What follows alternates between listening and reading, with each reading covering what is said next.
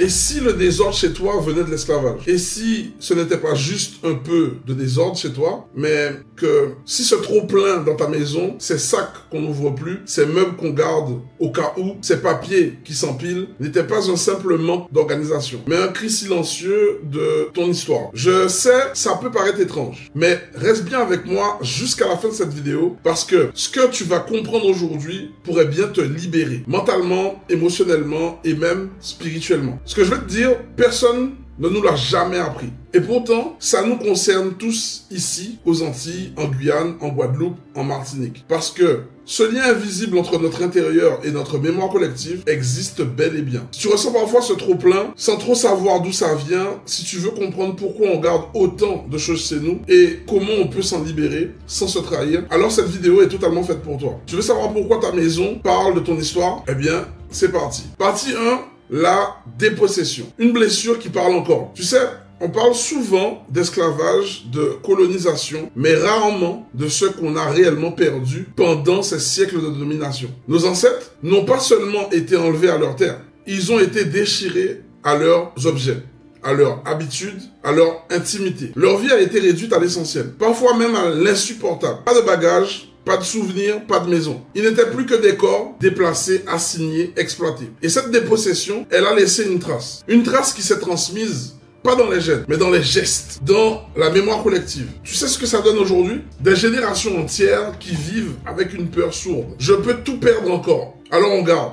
On stocke, on refuse de jeter, même ce qui nous sert plus. Parce que, quelque part, on se dit que ça pourrait encore revenir, que ça pourrait nous manquer, et que si on perd à nouveau, au moins, on aura gardé un petit bout de contrôle. Mais ce réflexe de survie, il peut finir par nous étouffer. Il devient une armure, un barrage, une prison. Et si je te disais que cette peur n'est pas la tienne, qu'elle vient d'un passé qui t'appartient pas directement, mais qui vit encore à travers toi. Reste bien parce que, dans un instant, on va voir comment ce traumatisme s'est transformé en culture du au cas où. Et pourquoi ça continue de nous enfermer, même sans qu'on s'en rende compte. Partie 2, la culture du manque. Un héritage invisible. Tu l'as peut-être déjà entendu dans ta famille ou tu l'as peut-être même déjà dit toi-même. On garde car on ne sait jamais. Cette phrase-là, elle paraît anodine, mais elle raconte toute une philosophie. Une façon de survivre dans un monde incertain. Dans beaucoup de foyers aux Antilles, en Guyane, en Haïti, on vit avec l'idée qu'il faut prévoir les coups durs. Parce qu'on n'a pas été habitué à la sécurité. Parce que nos grands-parents ont connu les galères. Parce qu'on a vu nos parents jongler avec peu. Et ça crée une culture du manque. Tu sais, cette culture ne se transmet pas dans les livres. Elle se transmet dans les gestes. Dans ces bouteilles qu'on garde pour mettre de l'huile. Dans ces habits usés qu'on ne porte plus mais qu'on ne jette pas. Dans ces piles de papier qu'on garde au cas où l'État demanderait. Ce n'est pas du désordre, c'est une stratégie de survie. Nos anciens ont appris à tout garder. Parce qu'ils ont vécu dans le pas assez.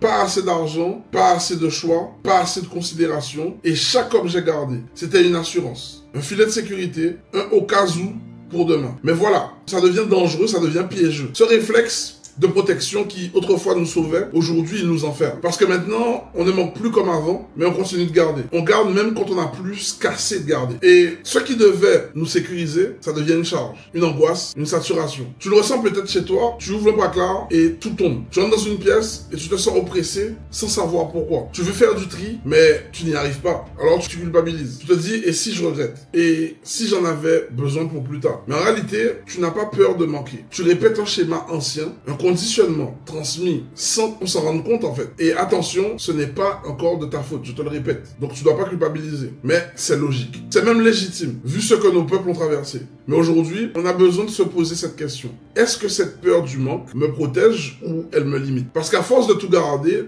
on garde aussi les blocages, on garde aussi les peurs, on garde aussi les mémoires qui nous empêchent d'avancer. Et ce n'est pas juste ton espace qui se remplit, c'est ton esprit. Alors comment ce désordre devient un véritable langage intérieur? Comment il parle de ton histoire, même quand tu ne dis rien? Alors c'est ce qu'on va explorer maintenant. Tu vas voir dans ton encombrement, il y a quelque chose que lui, il a à te dire. Alors partie 3, l'encombrement, un langage silencieux que ton corps comprend. Et si je te disais que ton encombrement parlait à ta place, que sans que tu t'en rendes compte, il dit quelque chose de profond sur toi, ton histoire, ton vécu. Ce trop-plein que tu vois dans ta maison, ce n'est pas juste un problème d'organisation. C'est un langage, un cri discret, une tentative de réparation. Chaque objet gardé raconte une intention, une peur, un espoir. Il y a les vêtements qu'on ne porte plus, mais qu'on garde au cas où on maigrirait. Il y a ces papiers d'administration qu'on empile, comme si les jeter, c'était risquer d'effacer notre droit d'exister dans ce système. Il y a ces objets cassés qu'on garde parce qu'ils viennent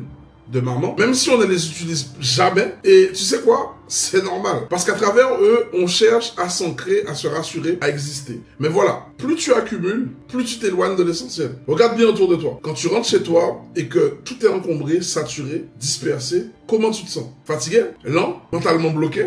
Ce n'est pas une coïncidence. Ton espace extérieur reflète ton monde intérieur. Et ce désordre-là, il ne vient pas de ta paresse. Il vient souvent d'un dialogue inconscient entre toi et ton passé. Tu crois que tu n'arrives pas à ranger parce que tu manques de volonté. En réalité, tu ne veux pas abandonner ce que tu penses encore devoir porter. Et parfois, on garde aussi pour prouver. Prouver qu'on a réussi. Prouver qu'on a eu des choses. Prouver qu'on mérite notre place. C'est comme si chaque objet devenait une médaille, une preuve de notre valeur. Mais cette valeur-là, tu ne la trouveras pas de ce que tu accumules. Tu la trouveras dans ce que tu choisis de libérer. Parce que chaque objet inutile que tu retiens, chaque meuble qui t'encombre, chaque pile de papier qui traîne, c'est comme un message brouillé entre toi et l'univers. Tu dis que tu veux avancer, mais ton espace dit que tu es encore coincé dans le passé. Et plus que ça, ton corps lui-même le ressent, le désordre augmente ton stress, fatigue ton système nerveux, brouille ta concentration. Il étouffe ta clarté, il bloque l'abondance, il empêche le repos, et toi tu vas attirer la paix, la réussite, l'amour. Commence par faire de la place, fais silence et écoute ce que ton intérieur veut vraiment. Mais alors pourquoi certaines personnes, surtout dans notre communauté, ont encore plus de mal à se détacher? Pourquoi l'encomblement devient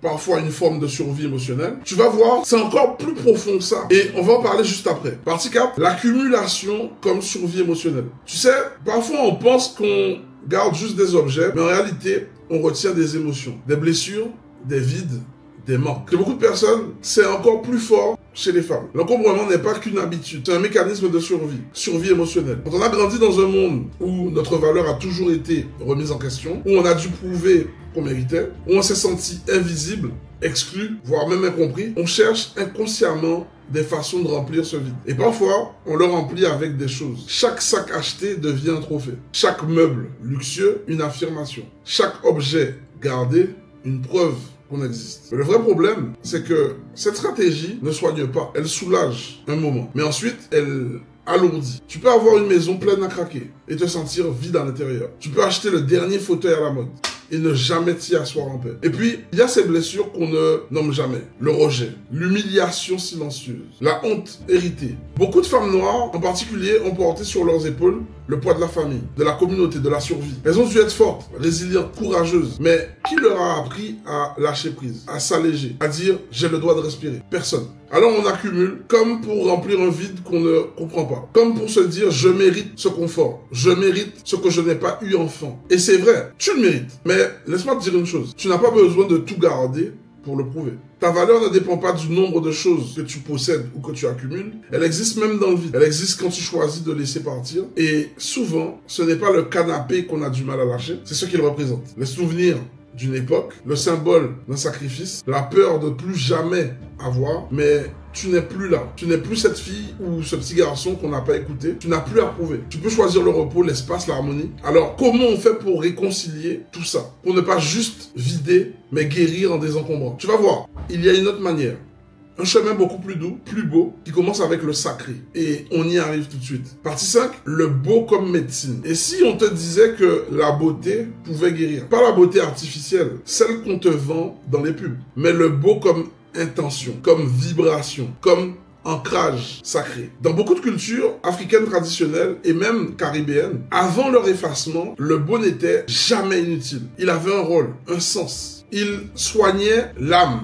Le tissu qu'on portait, les objets qu'on sculptait, les couleurs qu'on utilisait, tout était choix, tout était rituel, tout était message. Mais quand nos anciens et nos ancêtres ont été réduits à des corps sans statut. On leur a retiré le droit à la beauté. La femme noire en particulier n'avait plus d'espace à elle. Elle vivait dans une case imposée, pas de miroir, pas de déco, pas d'endroit pour se poser. Elle n'avait pas une maison, elle avait un lieu pour survivre. Et cette mémoire, même si elle est lointaine, elle circule encore. Combien de femmes antillaises, guadeloupéennes, martiniquaises, guyanaises vivent encore aujourd'hui dans des espaces fonctionnels, mais sans douceur. Des maisons pleines, mais froides. Des murs remplis, mais sans âme. Des pièces qui ne reflètent ni leur force, ni leur lumière. Et pourtant, tu as le droit de rendre ton intérieur beau, apaisant, sacré. Mais pas pour les autres. Pas pour paraître, mais pour toi. Parce que chaque coin de ta maison peut devenir un hôtel. Un lieu où tu te régénères, où tu te reconnectes à toi-même, où tu honores celles qui ont marché avant toi et celles qui viendront après. Créer un espace harmonieux, ce n'est pas superficiel. C'est un acte politique, un acte spirituel. Tu dis à ton inconscient, je mérite un cadre doux, je mérite la beauté,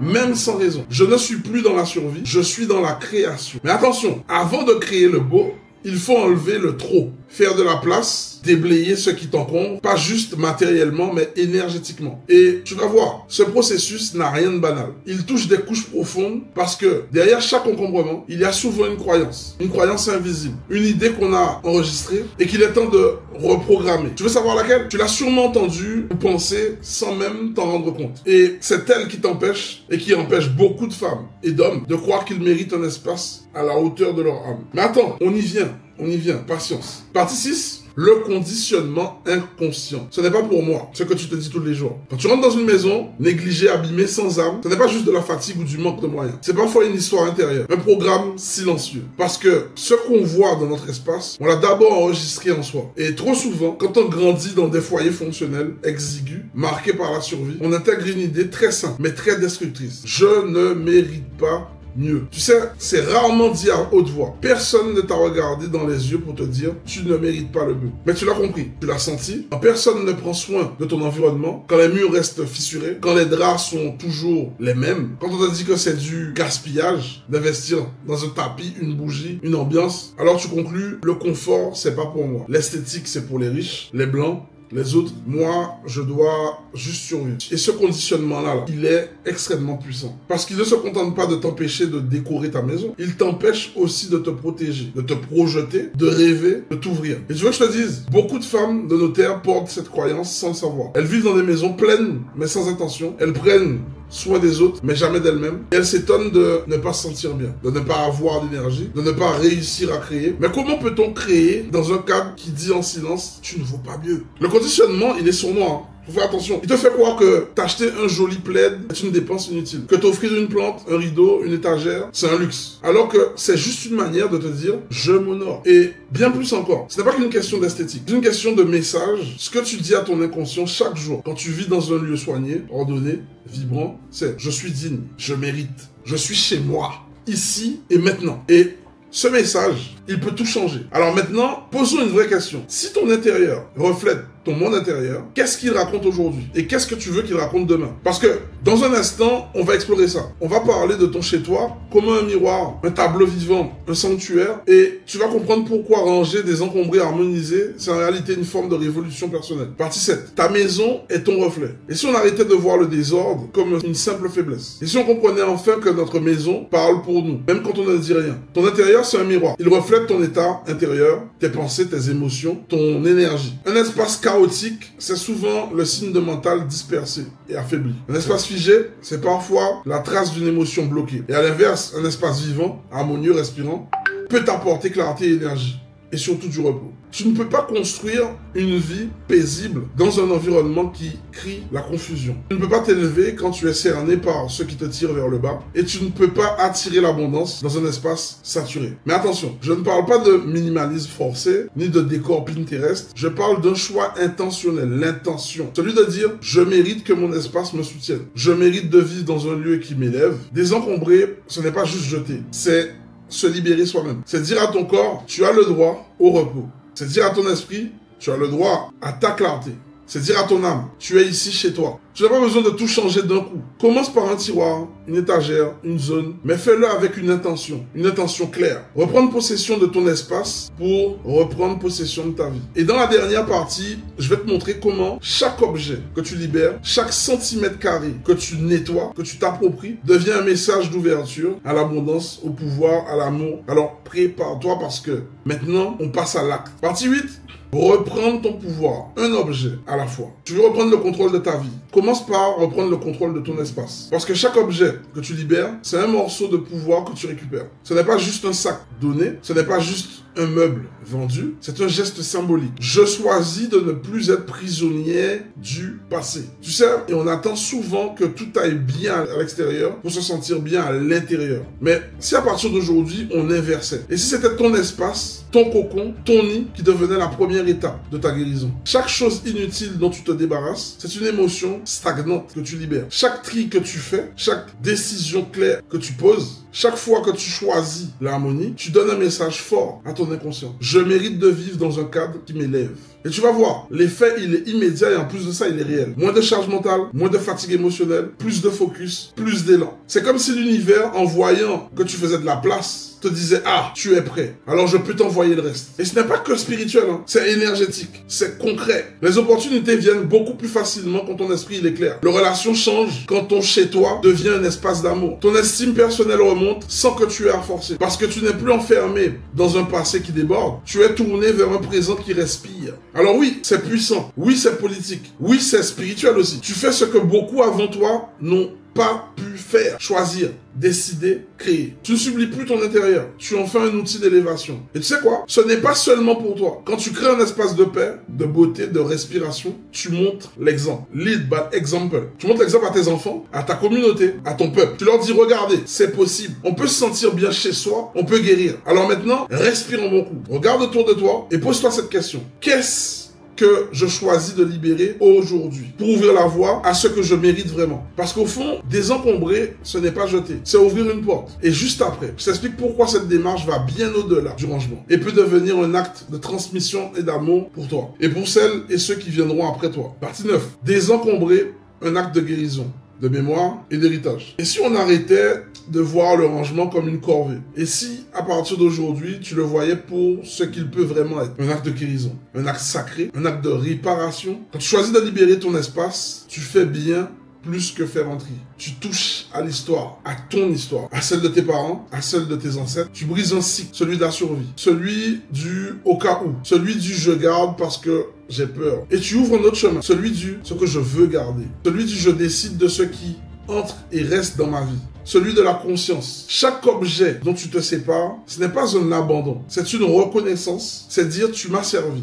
Merci, mais je n'ai plus besoin de toi. C'est faire place à la nouveauté, à la fluidité, à l'élan. Et tu sais, ce qui est le plus beau dans tout ça, c'est que cette transformation-là, elle se voit, on le voit. Pas seulement dans ta maison, mais dans ton regard, dans ton énergie, dans ta posture. Quand tu vis dans un espace apaisé, clair, lumineux, tu rayonnes. Tu deviens inspiration. Tu montres à ton entourage parfois, sans un mot, qu'il est possible de vivre autrement. Qu'on peut sortir du chaos sans violence. Qu'on peut créer un sanctuaire dans ce monde brutal. Qu'on peut honorer ses racines tout en créant un présent à sa mesure. Et tu sais, ce que tu offres alors à celles et ceux qui viendront après toi, un nouveau modèle, un héritage doux, un espace de référence, une maison qui dit tu es en sécurité ici, tu es aimé, tu es libre. Alors oui, désencombrer, c'est un acte d'amour, un acte spirituel, un acte politique aussi, un acte puissant même. Tu ne changes pas que ton intérieur quand tu fais ça. Tu changes ton rapport au monde et c'est ça la vraie transformation. Si tu as ressenti quelque chose en écoutant cette vidéo, partage-le en commentaire. Dis-moi qu'est-ce que tu choisis de libérer aujourd'hui et maintenant. Quel objet, quelle émotion, quelle peur. Et si tu veux aller plus loin, je t'invite à rejoindre ma newsletter privée, le journal des